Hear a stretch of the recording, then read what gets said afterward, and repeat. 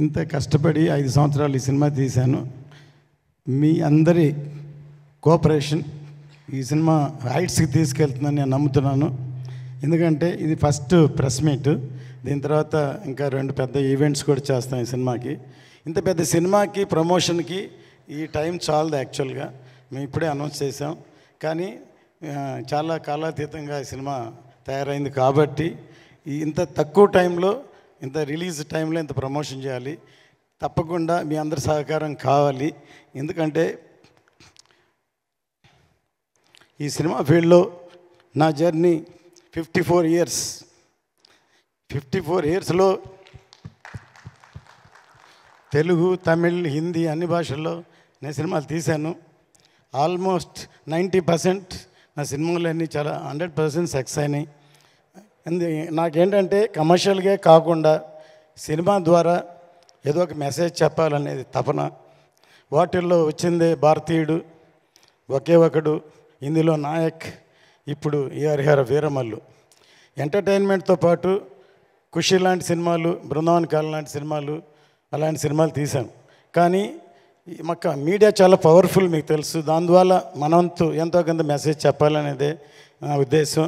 అందుకనే అందులోంచే భారతీయుడు పుట్టింది, ఇవాళ హరిహర వీరమల్లు పుట్టింది. ముందుగా ఈ సినిమా తయారవడానికి ముఖ్య కారణం పవర్ స్టార్ పవన్ కళ్యాణ్ గారు. ఆయన ఈ సినిమా మొదలవడానికి ముఖ్య కారణం సత్యాగ్రహి. నేను ఆయనతో ఇదో 3వ సినిమా చేస్తున్నాను. ఖుషి తర్వాత బంగారం తర్వాత ఆయన డైరెక్షన్లో సత్యాగ్రహి అనే సినిమా అనౌన్స్ చేసాము, పూజ కూడా చేసాము. సత్యాగ్రహి అంటే అందరికీ, నాకు కూడా తెలిసింది ఒట్టి సత్యాగ్రహం, గాంధీ గారి సత్యాగ్రహాన్ని. ఆయన చెప్పిన తర్వాత నాకు అర్థమైంది సత్య ఆగ్రహి. Even I'm ready to die for the justice అని ఇంత పవర్ఫుల్ ఉందని మేము ఓపెనింగ్ చేసాం. కానీ ఆయన డైరెక్ట్ చేయాలి కాబట్టి ఆయన డైరెక్షన్ చేయలేదు. అందుకని దాని కొరకే రత్న గారి సినిమా చేయాలని ముందు వేదాళం అనే సినిమా నేను తమిళ్లో సూపర్ హిట్ అయింది, దాన్ని రీమేక్ చేద్దాం అనుకున్నాం. కానీ అది ఎలక్షన్ వచ్చి చేయలేదు. తర్వాత క్రిష్ గారు ఒకసారి నాకు ఫోన్ చేసి ఒక లైన్ ఉందని ఈ లైన్ చెప్పారు. నాకు నచ్చింది. కళ్యాణ్ గారి దగ్గర తీసుకెళ్ళి చెప్తే కళ్యాణ్ గారు అన్నారు క్రిష్ గారితో, నేను రత్న గారి జడ్జిమెంట్ నమ్ముతున్నాను అన్నారు. అలా మొదలైంది ఈ సినిమా.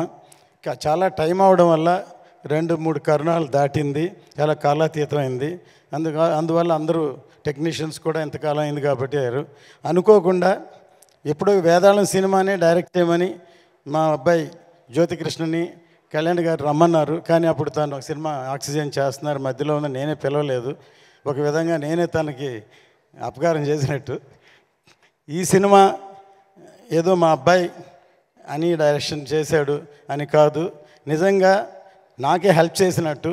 ఎన్నో రాత్రులు నిద్రపోకుండా ఈ ఒక హిస్టారికల్ ఫిల్మ్ని తను హ్యాండిల్ చేయడం విధానం అసలు కళ్యాణ్ గారు ఆశ్చర్యపోయారు.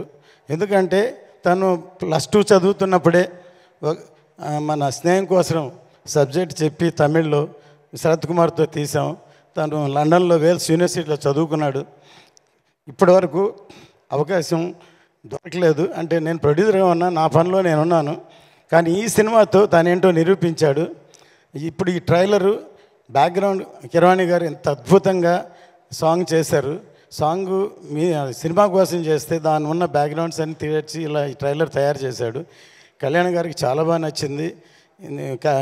నిన్న వచ్చి కిరవాణి గారిని అభినందించారు. అంత గొప్పగా ఈ సాంగ్ ఉంది.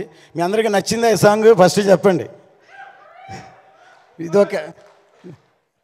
ఇది చాలా బాగా ఒక ట్రైలర్ లాగా ఉంది ఈ సాంగు. ఖచ్చితంగా 12వ తారీఖు థియేటర్లో వస్తుంది. ఫస్ట్ ఖుషి టైంలో హిందీలో డబ్ చేయమని కళ్యాణ్ గారు నన్ను అడిగారు. నేను ఇది ఓన్లీ తెలుగు వరకే అని చెప్పాను. కానీ ఈ సబ్జెక్ట్ ఎందుకంటే పాన్ ఇండియా సబ్జెక్ట్ కాబట్టి అందుకని పాన్ ఇండియా అని అనౌన్స్ చేసాం. సౌత్ కంటే నార్త్కి ఎక్కువ కనెక్ట్ అవుతుందని నమ్మకం. ఇది హిందీలో చాలా బాగా క్లిక్ అవుతుందని, ఇక్కడ ఎలాగో పవర్ స్టార్ గారు ఉన్నారు, హిందీ పెద్ద హిట్ అవ్వాలని కోరుకుంటాం. ఇందులో బాబీ డియోల్ ఇందులో మెయిన్ రోల్ యాక్ట్ చేశారు. ఇందులో ఈ సినిమాకి పనిచేసిన అందరి టెక్నీషియన్లకి ఈ సభాముఖంగా నేను థ్యాంక్స్ చెప్తున్నాను. ప్రతి ఒక్కళ్ళు కష్టపడ్డారు. హాలీవుడ్ ఫిలింకి 2 డైరెక్టర్లు 3 డైరెక్టర్లు ఉన్నట్టు ఈ సినిమాకు కూడా 2 డైరెక్టర్లు డైరెక్ట్ చేశారు. ఈ సినిమాకి మేజర్ పార్ట్ ఇప్పుడు జ్యోతికృష్ణ చేశాడు. ఇప్పుడు మీరు ట్రైలర్ చూశారు. ఇంకా వచ్చే నెక్స్ట్ సాంగ్ ఈవెంట్స్ చూస్తే ఈ సినిమా ఎంత గొప్పగా ఉంటుందో. నా సినిమాని ప్రతి వాళ్ళు వాళ్ళ సినిమా సక్సెస్ అవ్వాలనే చేస్తారు, కానీ ఈ సినిమా అనుకోకుండా చాలా అద్భుతంగా తయారైంది. చాలా కష్టపడి అందరికీ సభముఖంగా థ్యాంక్ చేస్తున్నాను. 12వ తారీఖు ఎదురు చూద్దాం. జై హింద్.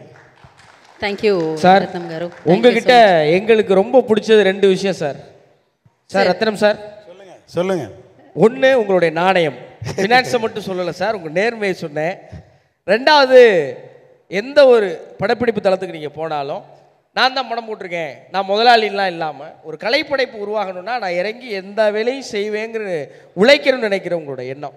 நீங்கள் 20 வருஷத்துக்கு முன்னாடி எடுத்த படத்தையும் இப்போ நாங்கள் போட்டு கொண்டாடிட்டு இருக்கோம் சார். இந்த படத்தை நம்ம தமிழ் மக்கள் எப்படி கொண்டாட போகிறாங்கன்னு நினைக்கிறீங்க? இப்போ எனக்குள்ள டெக்னீஷியனாக ப்ரொடியூசர்னு எப்போவுமே ஒரு சண்டை நடக்கும். இப்போது ப்ரொடியூசர்னால் இது போகிறோம், இது பட்ஜெட், இதுதான் லிமிட் அப்படின்னு பண்ணுவாங்க.